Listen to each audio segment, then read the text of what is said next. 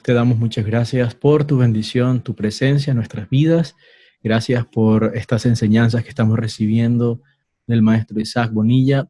Bendícenos, tráenos luz, inspíranos a través de todas estas historias para poder, Padre, tomar una posición en la que nosotros podamos cumplir con el propósito que estableciste para nosotros. Gracias por tu bendición. Gracias por estar con nosotros. Amén. Amén. Bien, shalom a todos, hermanos. Es un gusto, un privilegio estar con ustedes en esta tercera enseñanza que vamos a tener en esta serie que hemos titulado El doloroso divorcio del judaísmo y el cristianismo. En las dos enseñanzas pasadas hemos visto cómo todo empezó en el año 62. Bueno, podríamos decir que empezó un poco antes, pero los hechos que llevaron a este divorcio comenzaron más específicamente con la muerte de Jacobo en el año 62 a manos del malvado Hanán ben Hanán, quien era un saduceo que reunió un Sanedrín Express para matar al hermano y líder máximo del movimiento.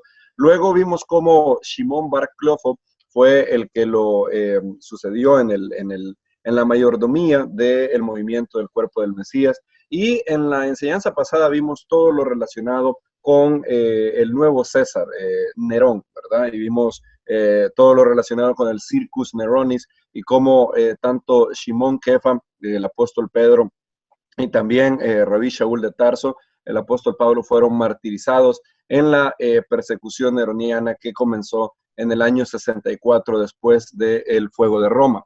En el año 64 también pasó otra catástrofe, ahora un poco mayor, digámoslo así.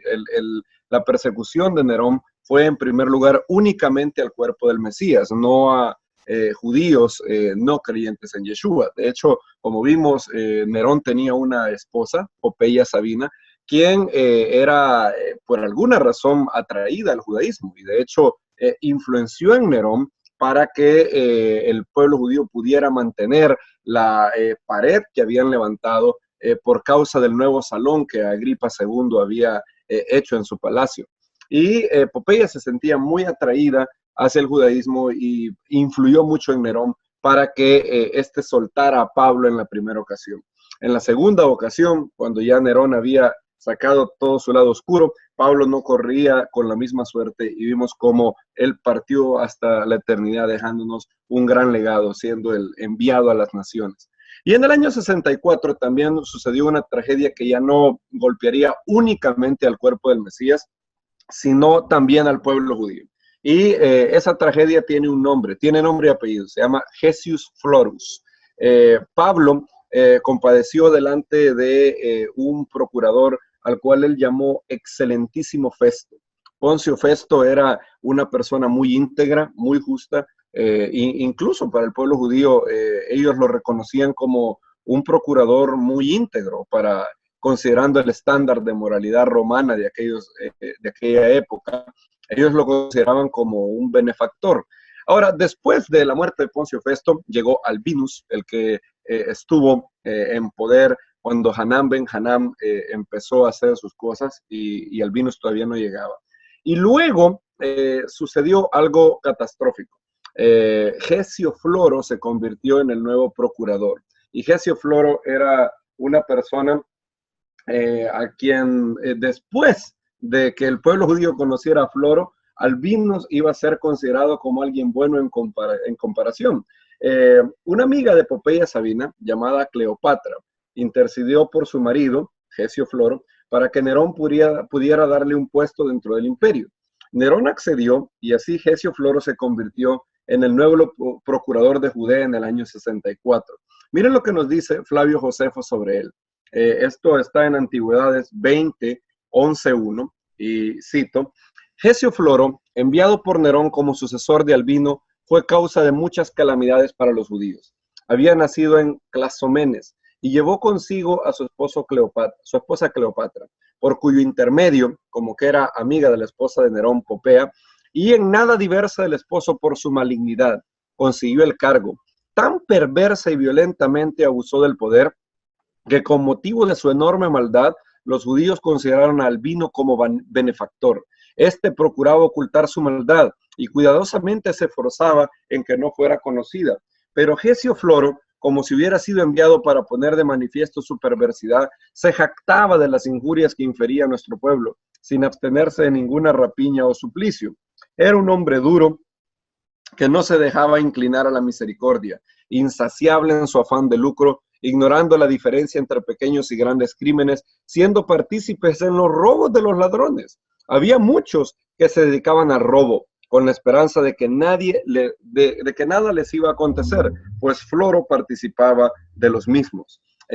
Flavio Josefo también nos informa que antes de salir de su posición, Albino aceptó sobornos para libertar a ciertos prisioneros que no se reportaban como altamente peligrosos. Al hacer esto, Josefo nos informa, Jerusalén se llenó de bandidos, revolucionarios, celotes y criminales empezaron a llenar las calles de Jerusalén. Todo esto hacía que se preparara la ciudad para la peor debacle de Jerusalén conocida hasta el día de hoy.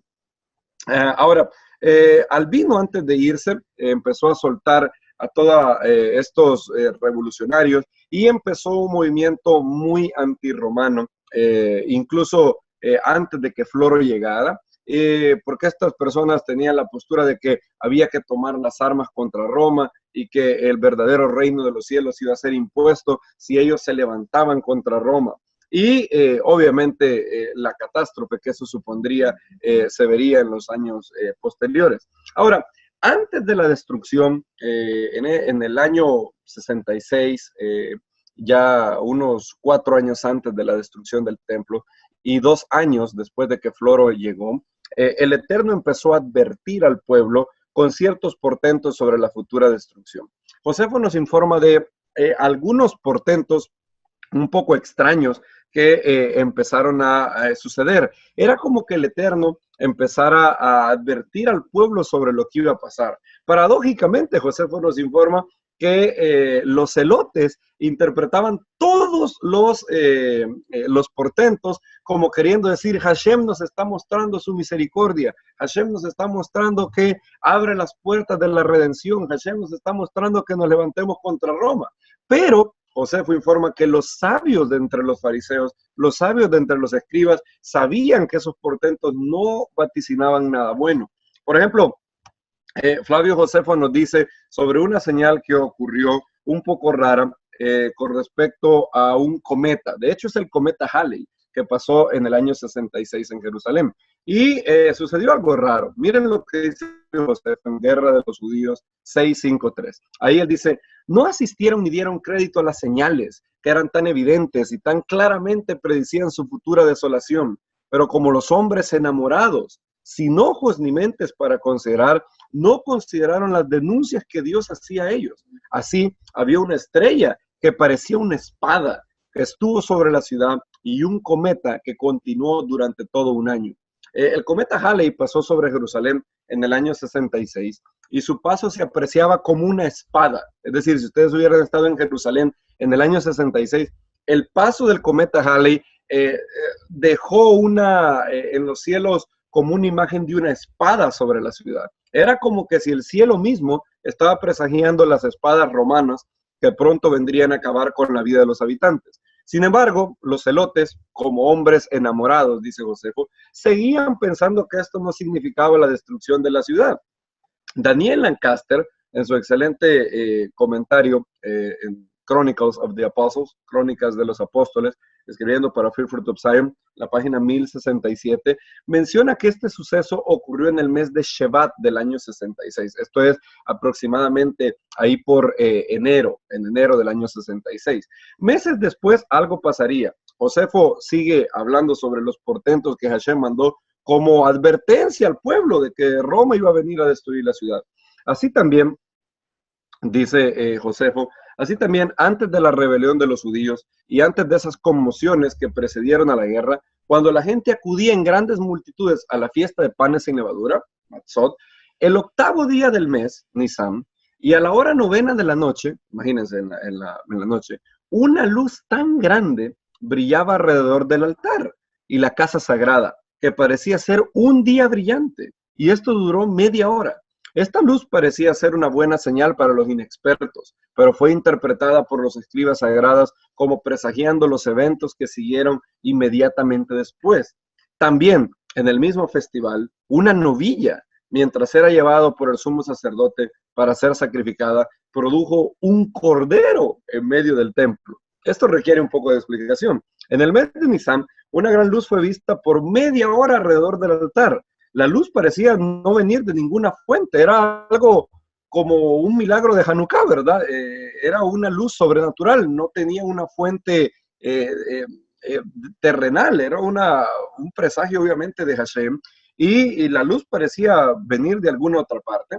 Mucha gente, entre ellos los celotes, lo interpretó como una señal de buena voluntad del cielo y quizás con asociaciones mesiánicas. Al fin y al cabo, ¿acaso no dijo Isaías el profeta, decían quizás ellos, levántate, resplandece, porque ha venido tu luz, la gloria del Eterno ha nacido sobre ti, porque he aquí, tinieblas cubrirán la tierra y oscuridad las naciones, mas sobre ti amanecerá el Eterno y sobre ti será vista su gloria.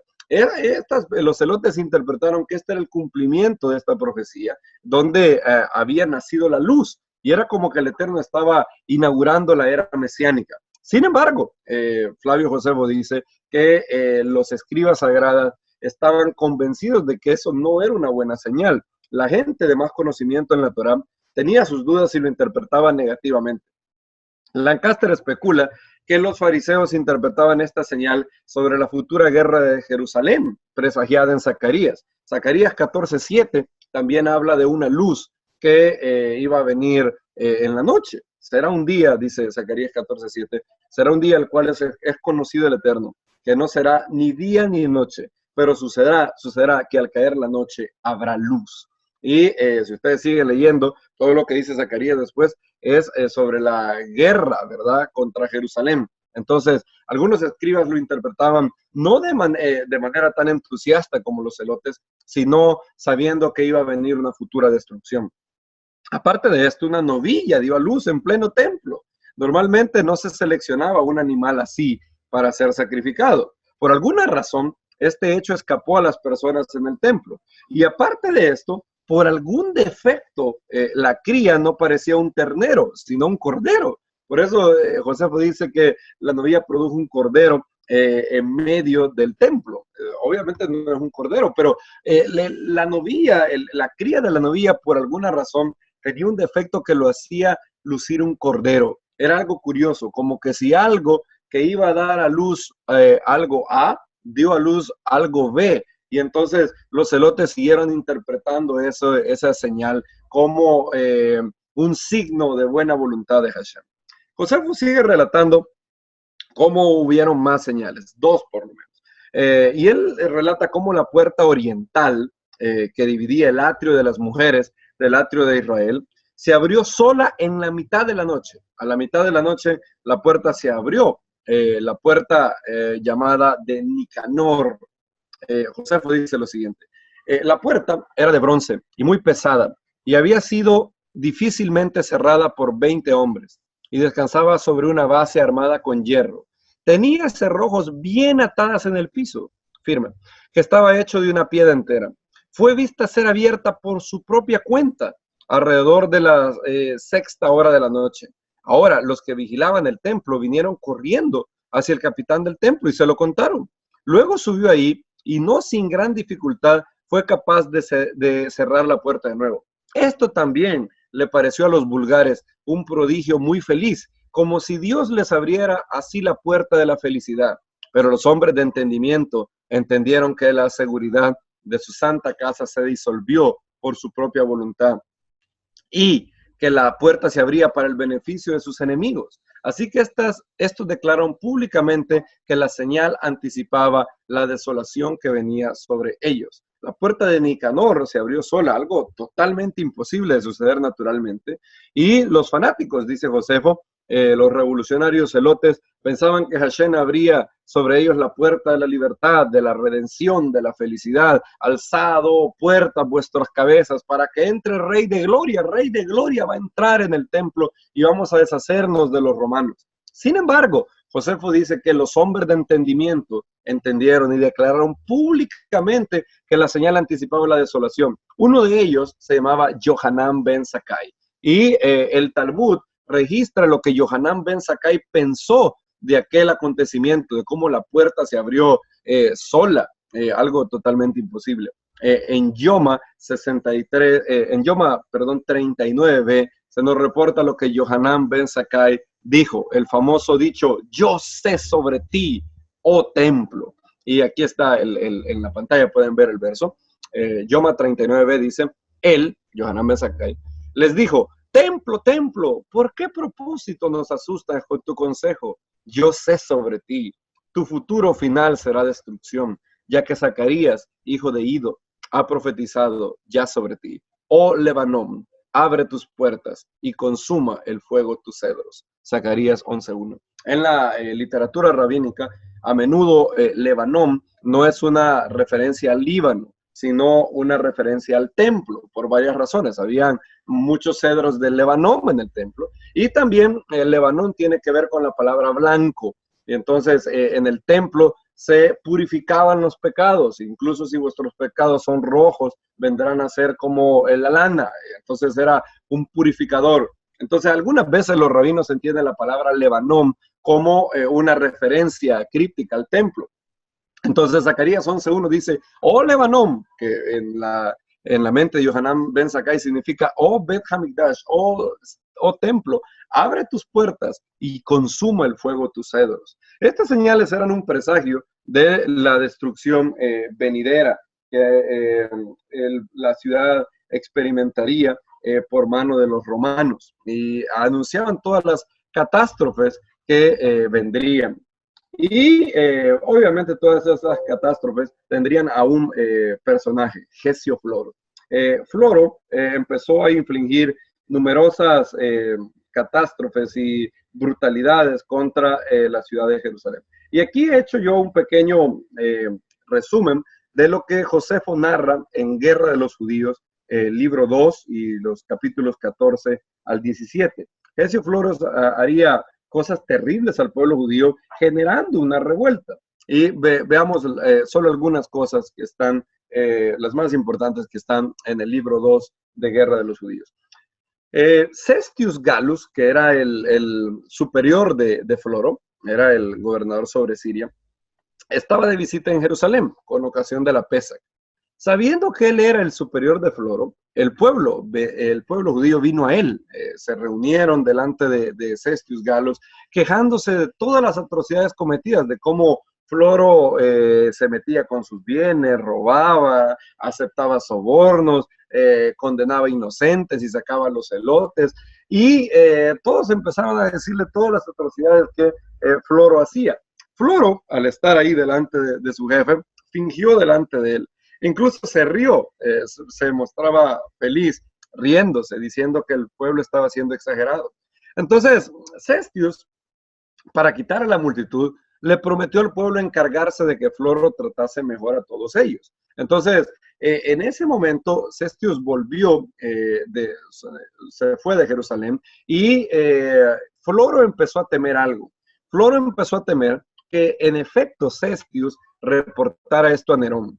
Nerón iba a venir a averiguar cómo había sido la administración de Floro, y por más malvado que fuera Nerón, al ver todo lo que había hecho y cómo llevar al pueblo judío casi al borde de la rebelión, Nerón seguramente lo castigaría, probablemente demandando su suicidio. Entonces, a Floro se le ocurrió una idea sobre qué era lo que tenía que hacer.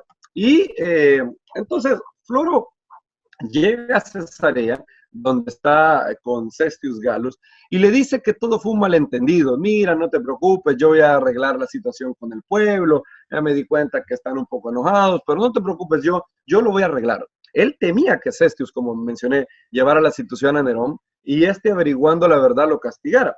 Entonces, ¿qué tendría que hacer Floro? Bueno, él se le ocurrió un plan.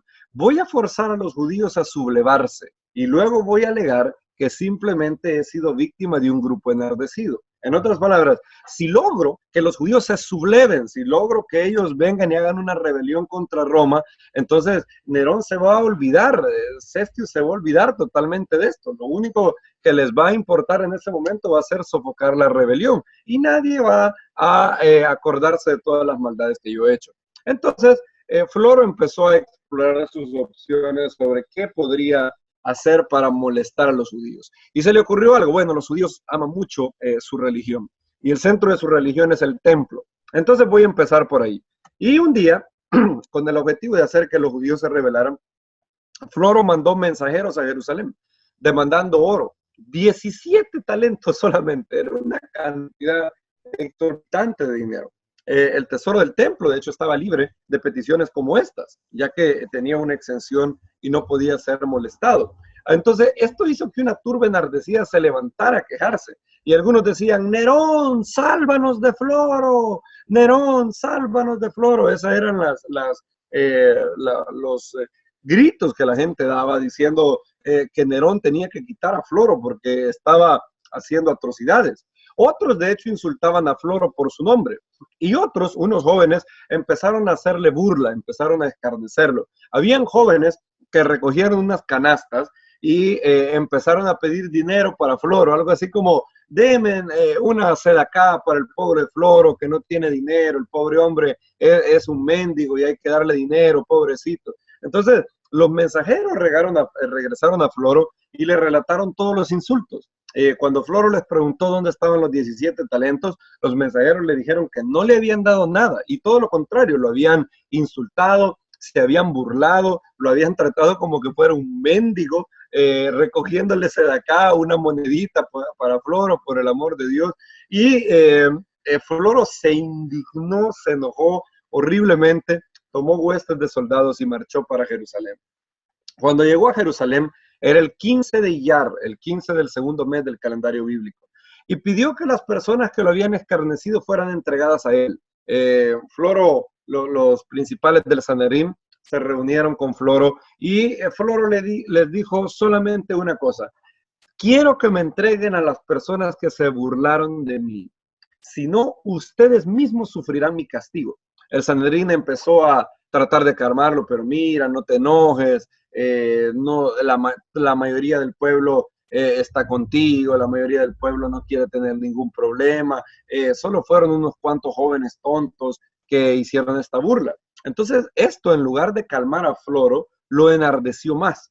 Y entonces Floro vino, le dijo a unos soldados simplemente esta orden: saquen el mercado superior, traigan todo lo que encuentren, y a todo el que encuentre en el camino, mátenlo. Entonces los soldados empezaron a saquear el mercado superior y a todo aquel que iban encontrando lo mataban. Una horrible matanza sucedió, ya que Floro incluso hizo crucificar a muchos judíos con ciudadanía romana. No puedes, bajo ningún concepto, ni siquiera azotar a un ciudadano romano, como vemos en el libro de los Hechos y como nos dice la historia. Y no solamente los azotó, Floro los hizo crucificar. Habían muchos judíos que se veían crucificados y que eran ciudadanos romanos. Entonces, Floro estaba en contra incluso de las leyes de Roma al hacer eso. Eso está en Guerras de los Judíos 2:14-9, donde aparece todo esto. En ese momento, la reina Berenice, no sé si se acuerdan de Berenice, es la hermana de Agripa II, la que estuvo también escuchando a Pablo en el libro de Hechos. Ella estaba en esos días en Jerusalén y ella pudo observar desde su palacio toda la barbarie que Floro causó. Berenice vio desde su palacio todo lo que Floro hizo y todo lo que sus soldados hicieron, y Berenice pensó: esto es increíble, ¿cómo puede estar haciendo esto? Y en un acto de valentía, Berenice se presentó delante de él para suplicarle que dejara de hacer esas atrocidades. Berenice pensó: si le mando a mis soldados, quizás va a ignorar a los soldados, pero si voy yo, él no va a ignorar mi presencia real. Ahora, Berenice llegó y empezó a suplicarle que parara todo eso. A que no adivinan, Floro la ignoró, ni siquiera le prestó atención, solo la vio, volvió a ver a otro lado y la dejó hablando sola. Y cuando los soldados vieron que Floro le importaba un comino Berenice, ellos empezaron a querer aprenderla. Los soldados avanzaron contra Berenice para aprender a la princesa herodiana. Berenice por poco no escapa en esa oportunidad, pero pudo huir, se las ingenió para huir y refugiarse en su palacio. Eran días terribles. Al día siguiente se corrió el rumor que Floro venía con 2 cohortes de soldados. los principales sacerdotes rogaron al pueblo no molestar más a Floro. Ellos les decían, ya no le digan nada, ya no hagan nada, nos van a causar más daño. Miren lo que nos ha hecho por una simple burla que hicieron. Si ustedes le siguen calentando la cabeza, vamos a acabar mal. Entonces, todos empezaron a decir, no, hay que levantarnos contra Floro. Entonces los sacerdotes empezaron a sacar los vasos del templo y les rogaban y hasta lloraban. Entonces, después de mucha súplica, el pueblo aceptó. Entonces, salieron a recibir a los soldados de Floro que venían. Ahora, cuando los soldados de Floro llegaron a la ciudad, ellos tenían una orden dada por aplasten con sus caballos a todo el que salga a resistirse. Entonces, los pobres judíos que salieron a recibir a Floro fueron embestidos violentamente por los caballos y pisoteados. La gente se dio cuenta que la ruta que llevaban era para ir al templo. Y para evitar que llegara al templo, una gran multitud empezó a tirarle piedras desde los techos y también se quebraron las rampas que conectaban a la fortaleza Antonia con el templo. Esto hizo que Floro empezara a decir, wow, aquí si quitaron esta rampa, tengo problemas, me pueden hacer una emboscada y si bien es cierto, tengo soldados, si se viene una multitud horrible, voy a quedar con un número bajo para defenderme. Entonces, Floro huyó de la ciudad y fue a informar a Cestius y él le dio el siguiente reporte. Los judíos están en abierta rebelión. Han atacado a mis soldados. Manda una legión de soldados romanos para sofocar la rebelión. Y esto fue el inicio de dolores. Iban a venir más cosas después que Floro causaría y que también los celotes causarían como reacción a la tiranía de Floro. Pero esto fue donde empezó todo. Cestius recibió el informe de Floro pidiendo una legión para sofocar la rebelión.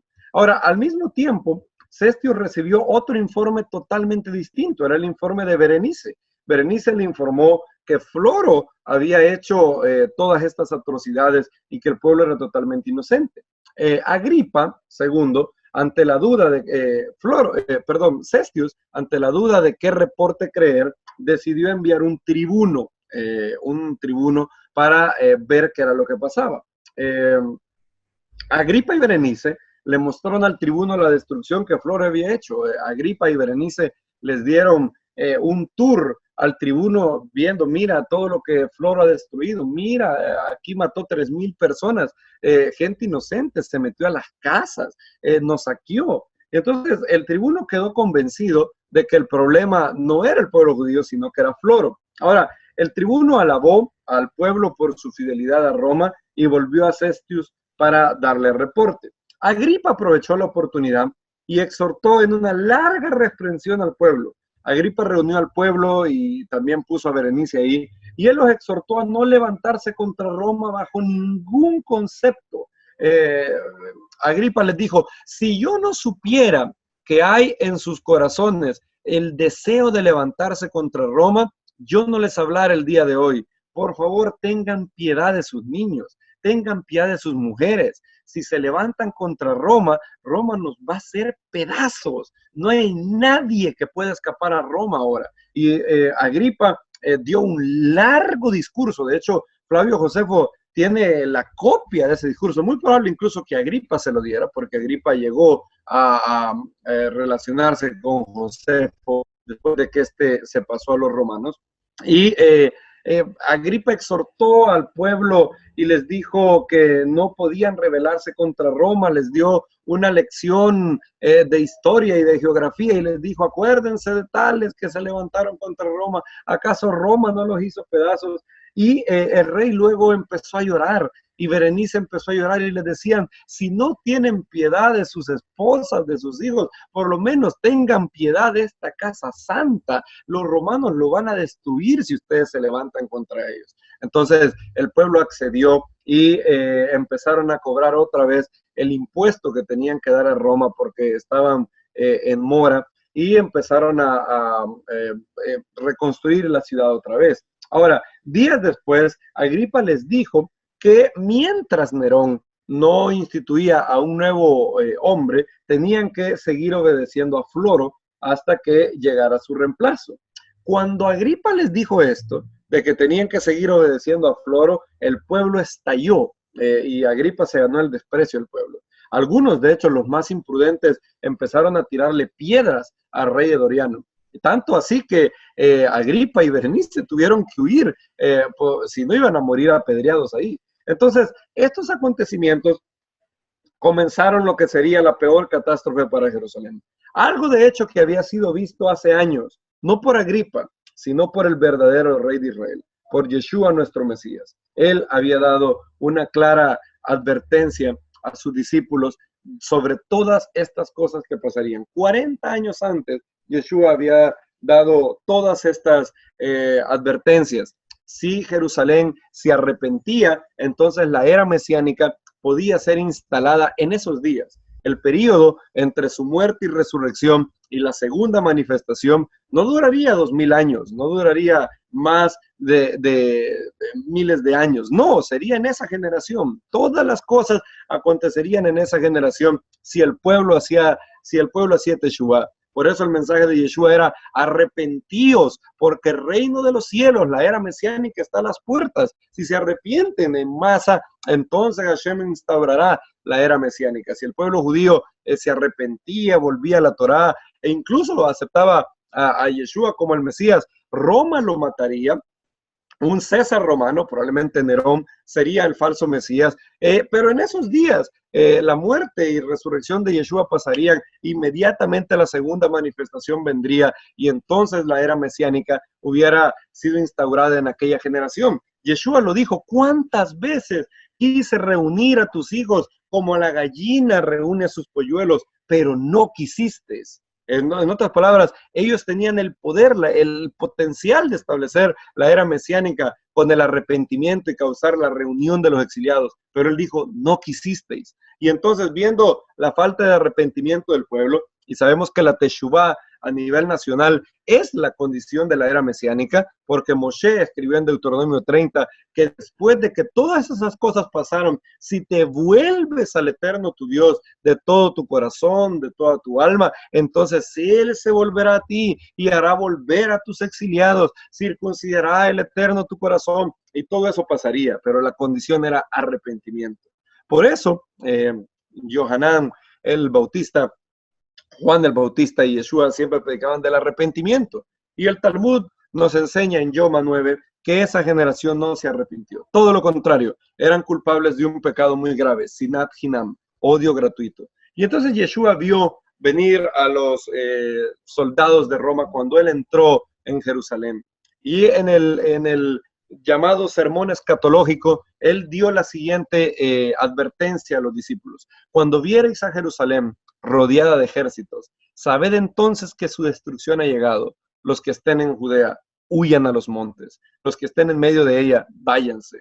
Los que estén en los campos, no entren en ella, porque estos son días de retribución, para que se cumplan todas las cosas que están escritas. Floro llegó en el 15 de Iyar del año 66, y ahí empezaron la catástrofe, a matar a muchos judíos, y empezaron a Jerusalén paulatinamente iba a ser cada vez más rodeada de ejércitos. También Yeshua, cuando era llevado a morir, se nos dice esto en Lucas 23, del 27 al 31, y le seguía gran multitud del pueblo y de mujeres que lloraban y hacían lamentación por él. Pero Yeshua, vuelto hacia ellas, les dijo: hijas de Jerusalén, no lloréis por mí, llorad por vosotras mismas y por vuestros hijos, porque aquí vendrán días, el año 70, en que dirán: bienaventuradas las estériles, los vientres que no concibieron y los pechos que no criaron. Entonces comenzarán a decir a los montes: caed sobre nosotros, y a los collados cubridnos.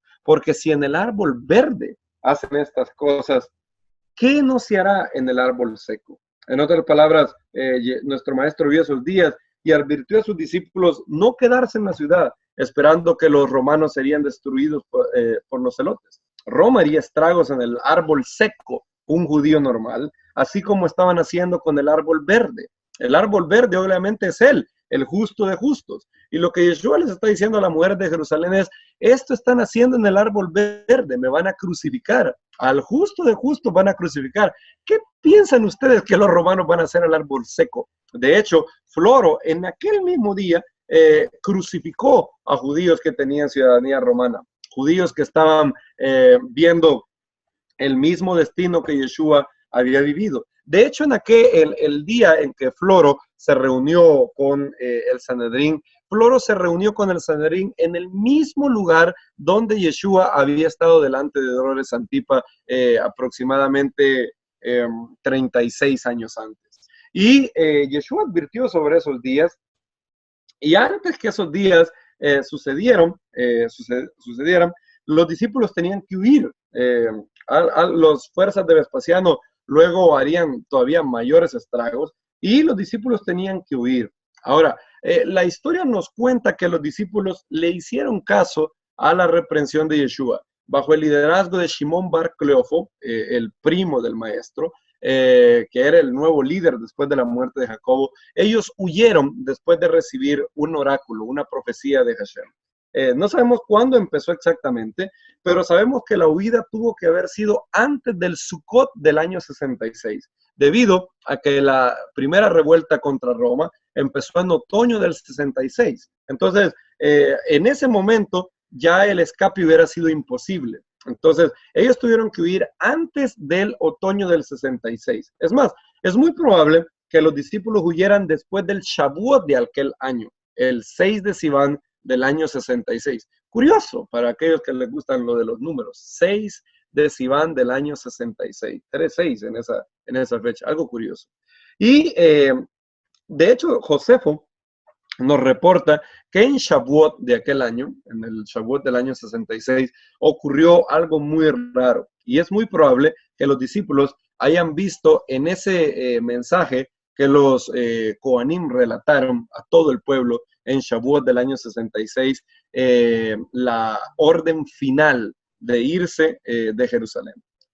Aún siendo oscuro, se nos cuenta en Flavio Josefo, que los sacerdotes estaban alistando para los sacrificios. Entonces, súbitamente sintieron que la tierra temblaba y ellos empezaron a oír unas voces, todavía era oscuro, y ellos empezaron a oír las voces de una muchedumbre.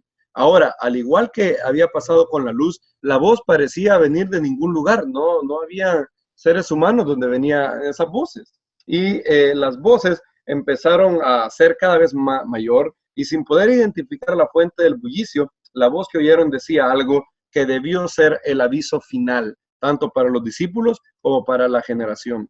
Flavio Josefo nos cuenta, Guerra de los Judíos 6:5-3, como era su costumbre, la de los sacerdotes, para llegar a cabo sus sagrados servicios, dijeron que en primer lugar sintieron un temblor y escucharon un sonido como de una gran multitud diciendo, vámonos de aquí. ¡Wow! ¿Se imaginan? Una voz de abandono del templo, una voz como de ángeles o de la misma Shekinah, de la misma gloria del Eterno diciendo, vámonos de aquí. Eso es algo similar a lo que el profeta Ezequiel vio. Si se recuerdan, el profeta Ezequiel vio cómo la Shekinah, la gloria de Dios, empezaba a abandonar paulatinamente el primer templo de Jerusalén. Eso está en los capítulos del 10 al 13 de Ezequiel, cuando él empieza a ver cómo la Shekinah se mueve de un lugar, se mueve al otro, se vuelve al otro, hasta que termina por irse del templo. Y es muy probable que en el aniversario del derramamiento del Espíritu del Eterno, en aquel Shavuot, la comunidad del Mesías haya empezado a huir de la ciudad. Ellos, los sacerdotes relataron todo esto a las personas que llegaron en Shavuot. Vámonos de aquí. Y los discípulos debieron haber oído esa voz de que si la Shekinah y los ángeles estaban abandonando el templo, ellos tenían que irse rápidamente. De hecho, ellos no lo sabían en ese momento, pero en Sukkot del año 66, las fuerzas de Roma iban a estar teniendo mucho que ver ya, y la primera revuelta judía habría empezado haciendo su escape imposible. Los discípulos empezaron su huida y empezaron a huir hacia una ciudad de Decápolis llamada Pela de Decápolis. Decápolis es un grupo de 10 ciudades, por eso se llama Decápolis, significa 10 ciudades. Y Plinio el Joven Plinio el Viejo dice, en el borde de Siria, donde se une a Judea, es la región de Decápolis, llamada así por el número de ciudades, pero no todos los escritores están de acuerdo en qué ciudades son. Decápolis, por ejemplo, es un grupo de 10 ciudades, todos centros del helenismo. Habían unas ciudades donde habían judíos, habían otras donde no había pueblo judío, eran ciudades totalmente idolátricas. Una de ellas, de hecho, era Gadara, si se recuerdan, donde salió el endemoniado gadareno. No es ganadero, como decía aquí alguien, es el endemoniado gadareno. Y Gadara era de Decápolis. De hecho, habían personas que llegaban al maestro de Decápolis. Mateo 4:25 dice, y le siguió mucha gente de Galilea y de Decápolis, de Jerusalén, de Judea y del otro lado del Jordán. Como habían unas ciudades que era muy escaso la cantidad de judíos que había en esas ciudades, los romanos no entraron en esas ciudades para matar judíos cuando la primera revuelta judía se dio.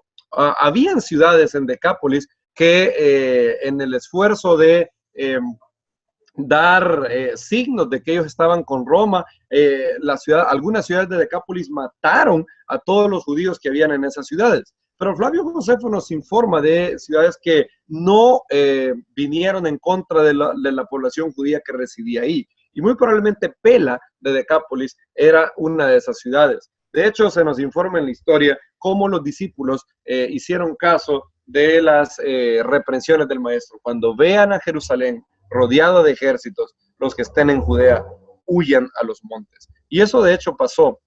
Vean esta cita, este es Epifanio en su libro sobre medidas y pesos 15, Epifanio, sobre medidas y pesas, capítulo 15. Esto es citado en Torah Club, Chronicles of the Apostles, página 1078 a la 1079, por Daniel Lancaster, escribiendo para First Fruit of Zion, en First Fruit of Zion, ffoz.org.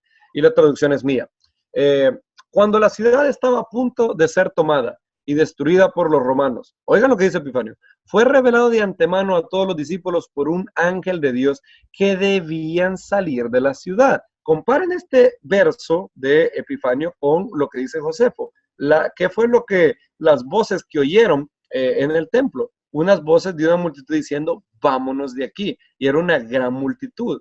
Y los discípulos oyeron a un ángel diciendo que debían de salir de la ciudad, ya que iba a ser completamente destruida. Ellos moraron como emigrantes en Pela, en Transjordania. Pela queda en la ciudad, en la región de Perea. Y esta ciudad se dice que es de Decápolis, dice Epifanio. Y también Eusebio, en Historia Eclesiástica 3, del 3:5-3, dice, pero la gente de la Asamblea de Jerusalén había recibido un mandato por revelación dada a hombres dignos de ahí antes de la guerra, instruyéndoles dejar la ciudad, mismo lenguaje que en el caso de Josefo, y tomar residencia en un cierto pueblo de Perea llamado Pela.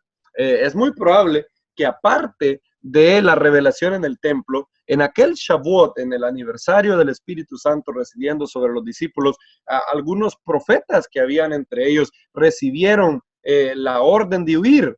Recuerden que en el templo los sacerdotes solo oyeron, vámonos de aquí, pero no decían a dónde. Entonces es muy probable que un profeta al estilo Agabo, por ejemplo, o uno de los profetas que había en la comunidad de Jerusalén, recibiera una palabra del Eterno diciendo así, dice el Eterno, tienen que huir a una ciudad de Perea llamada Pela, o una revelación directa de Dios, que Hashem obviamente puede darnos ese tipo de revelación en un momento así. Y él había prometido a través de Yeshua, el Espíritu de verdad los guiará, el Espíritu estará con ustedes, el Consolador, yo enviaré a otro Consolador y él les enseñará toda la verdad, les dirá lo que tienen que hacer. Y unos hombres dignos, dice Eusebio, les instruyeron dejar la ciudad y tomar residencia en un cierto pueblo de Perea llamado Pela. De hecho, se le conoce a esta historia como la huida a Pela. Todos los discípulos, bueno, la mayoría, quizás alguno que otro quedó atrapado en la ciudad, pero la mayoría de discípulos no iban a ver la destrucción tan brutal que vendría sobre Jerusalén, por lo menos los discípulos que habitaban en Jerusalén.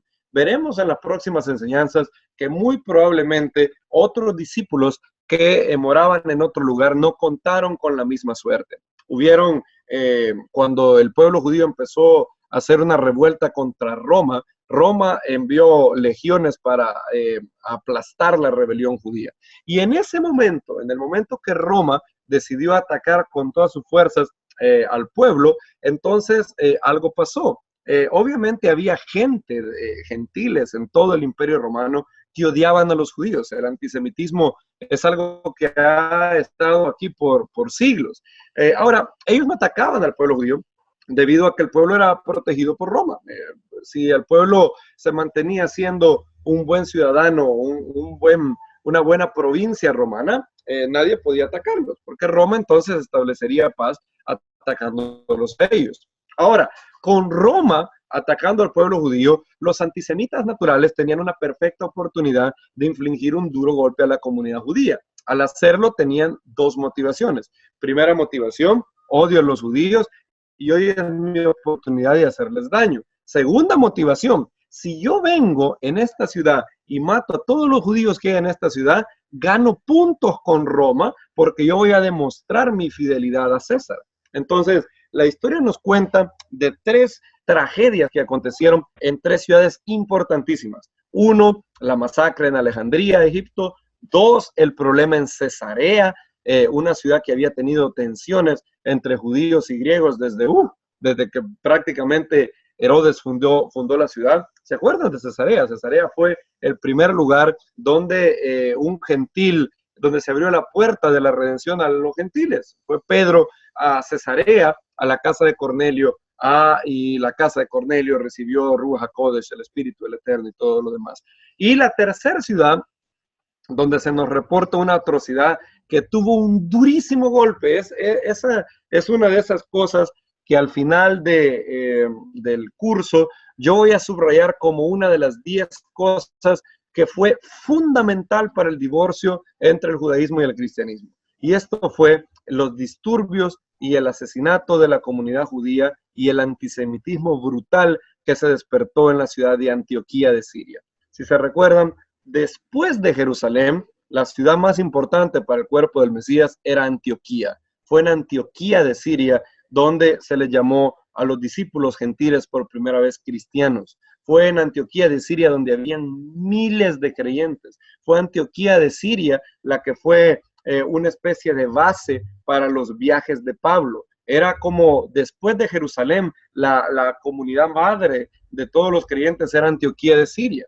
Y después de lo que aconteció en la primera revuelta judía, cuando los discípulos judíos tienen que huir por sus vidas, obviamente va a haber un vacío de liderazgo. Y obviamente todo el mundo miraría ya no a Jerusalén, sino a la segunda ciudad con más creyentes, la segunda ciudad con más importancia, más prominencia entre los creyentes, Antioquía de Siria. Pues bien, antes de que empezara con toda la guerra contra Roma, en Antioquía de Siria se dio una serie de acontecimientos tan horribles que dejaron a Antioquía marcada como una ciudad antisemita, profundamente contra el pueblo judío. Y adivinen qué, en Antioquía de Siria fue que después se iba a levantar ese ambiente, fue el que luego iba a ser la cuna de Ignacio de Antioquía, que iba a ser el obispo con más autoridad dentro del pueblo de creyentes en Yeshua, del lado gentil, en los años 90, 100 de nuestra era.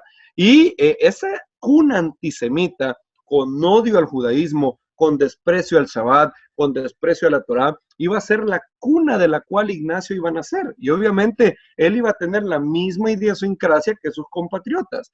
Y como Antioquía de Siria era la segunda ciudad más importante después de Jerusalén, pero los discípulos judíos iban a tener que huir por sus vidas por los hechos de la primera revuelta judía, entonces obviamente por eliminación de la primera opción, Ignacio de Antioquía iba a ser el hombre más poderoso en todo el cuerpo del Mesías, porque todo el mundo iba a ver a él, al obispo de Antioquía. Si no hay,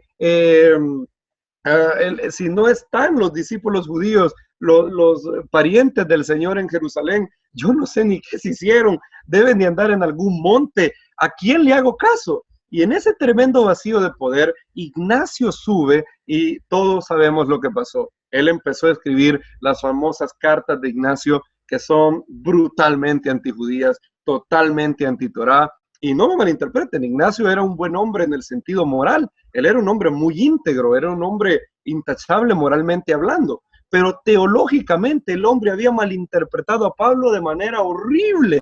Él, de hecho, quería ser como un clon de Pablo. Hablaba como Pablo, escribía como Pablo, tenía la sed de martirio. Era un wannabe de Pablo. Él quería imitar en todo a Pablo y él, paradójicamente, agarraba las cartas de Pablo y las torcía de manera horrible. Y el problema es que él luego iba a ser llevado a ser martirizado. Años después. Y cuando iba martirizado, él iba pasando a pie en todo, desde Antioquía hasta Roma, y él iba en el camino, iba enviando cartas a las comunidades. Entonces, obviamente, aquí tenemos al obispo o al líder, si no quieren utilizar la palabra obispo, al líder, al supervisor, vaya, de Antioquía de Siria, al supervisor de la ciudad más prominente del cuerpo del Mesías, y ahora va a ser llevado a martirio. Obviamente, cuando alguien va a ser llevado a ser martirizado por la fe, eso le representa una triple simpatía, porque ahora no solamente te cae bien el hombre por ser hermano en la fe, no solamente te cae bien el hombre porque es el supervisor de la ciudad más importante, sino que también tienes simpatía y empatía porque el hombre va a ser brutalmente asesinado por un César romano. Entonces él empezaba a escribir cartas en todo su trayecto y hoy tenemos todas esas cartas y no hay documentos que sean más tempranos en el antisemitismo del cristianismo hacia el pueblo que las cartas de Ignacio. Y es muy importante saber cómo fue que tan rapidito en el tiempo, porque aquí no estamos hablando del siglo IV con Constantino, no, estamos hablando del siglo I. ¿Cómo es que Ignacio malinterpretó todo años después de los apóstoles? ¿Cómo fue que eso pasó? Bien, pasó porque él nació ya en una cuna muy antijudía, ya no nació en la Antioquía de Siria projudía que los apóstoles Pablo y Bernabé habían conocido. Nació en la Antioquía de Siria que se dio después de la primera revuelta judía y entonces nació con todo el antisemitismo, con todo el antitorá, con todo el sentimiento anti-Shabbat, con todo el sentimiento de los judíos son culpables de muchas cosas. Y eso iba a ser un impacto terrible en el cuerpo del Mesías. Y eso será lo que veamos en las futuras enseñanzas, si el Eterno lo permite. Y sabemos que el Mesías advirtió de esto mucho tiempo antes. Él había dicho que a él iba a ser como Jonás. Ninguna señal le será dada a la generación malvada y perversa, sino la señal de Jonás. Porque así como Jonás fue señal a los hombres de Nínive, así el Hijo del Hombre será señal a esta generación. ¿Cuál es la señal de Jonás en el contexto de Lucas? Lucas parece ser un parangón entre Jonás, ninivitas, arrepentimiento, ¿verdad? Jonás dijo, Nínive va a ser destruida en 40 días. Los ninivitas se arrepintieron. Jonás fue señal a ellos, a los ninivitas. Y los ninivitas se arrepintieron y entonces la ciudad no fue destruida después de 40 días. Y Yeshua estaba diciendo una profecía críptica ahí.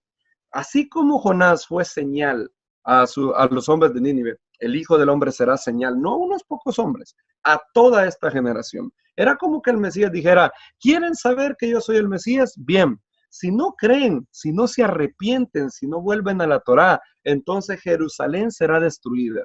Y por cierto, no después de 40 días, como en el caso de Jonás, sino después de 40 años. Se cumplió eso al pie de la letra. 40 años después de la muerte de nuestro maestro, Jerusalén fue destruida. Y él lo vio. Él dijo, cuando iba entrando a Jerusalén, lloró por la ciudad y dijo, oh, si solamente en este día conocieras lo que es para ti tu paz, pero ahora está encubierta de ti, y hombres vendrán, soldados te rodearán, y estrellarán a tus niños en las peñas, por cuanto no conociste el día de tu visitación. Y él también dijo, Jerusalén, Jerusalén, que matas a los profetas.